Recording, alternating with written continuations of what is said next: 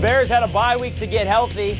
Didn't really seem to help. Hey, how are you, folks? Jason Horwitz, glad to be with you, breaking down the 3-5 Bears, 2-6 Raiders in a game that Chicago has to have if it wants to stay in serious contention down the stretch for the postseason. And with more on that, we bring in NFL.com's Pat Kerwin from Fort Myers. Pat, good to see you. Get you back up here Jason. In New York real soon. You belong up here.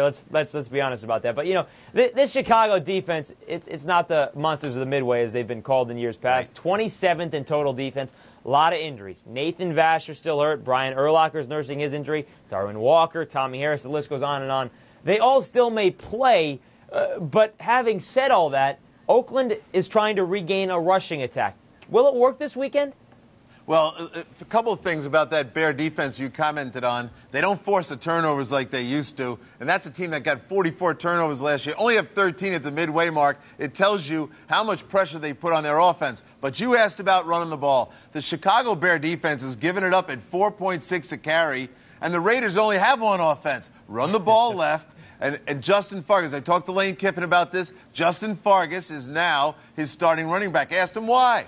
He said the guy stuck with it. He's disciplined to the attack. He knows what we want to do. And at the end, he thinks he gives him the best chance in the open field for a big play. He also has the burst that Oakland needs for that big play, which is something that may help open up the passing game. It's Josh McCown again this week. Lane Kiffin has announced him as the starter, despite the speculation that maybe they'd go to Jamarcus Russell. Do you think that's the right decision to stick with Josh McCown here? As I said, I talked to Lane about this. Speculation, where would it come from? Lane Kiffin has been steadfast all year. I'm not playing Jamarcus Russell till 2008. But in the last 2 weeks, I ask him every week the same question. He's starting to think about maybe Jamarcus before the season's over. We're not going to see him yet.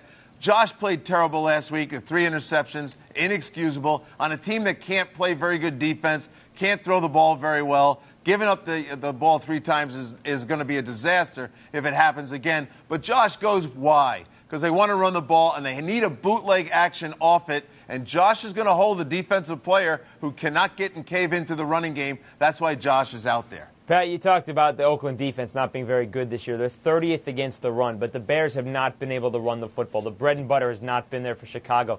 I know you're not a big fan of the way Cedric Benson runs the football, but will he get some bursts this weekend? Well, I'm not a big fan of Ced Benson. To me, he's a lumbering, slow twitch guy that, easy to tackle, doesn't play like a big player, goes down too easy, hasn't taken this football team and put it on his back. So I'm not a big fan. I think Adrian Peterson needs the ball more. They haven't declared they're going to do that. We say that every week. And they keep losing. And I'm going to keep calling for it till they do it. Well, let's throw all those numbers, including the fact that Adrian Peterson doesn't touch the football, into the computer 10,000 times.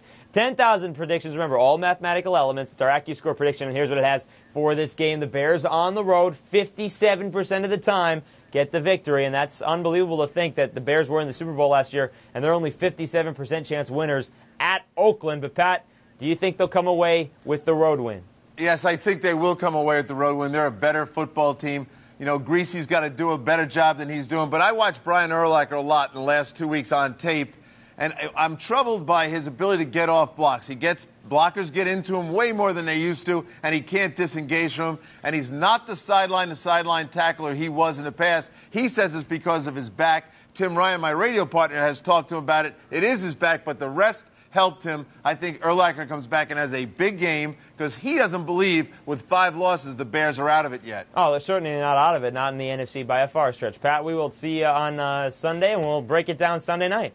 Take care now, Jason. Folks, the game starts at 4:15 p.m. Eastern, and for more on this one or any other in Week 10, be sure to stay with CBSSports.com and watch anything else on the CBS Audience Network. For Pat Kerwin, I'm Jason Horwitz. Take care.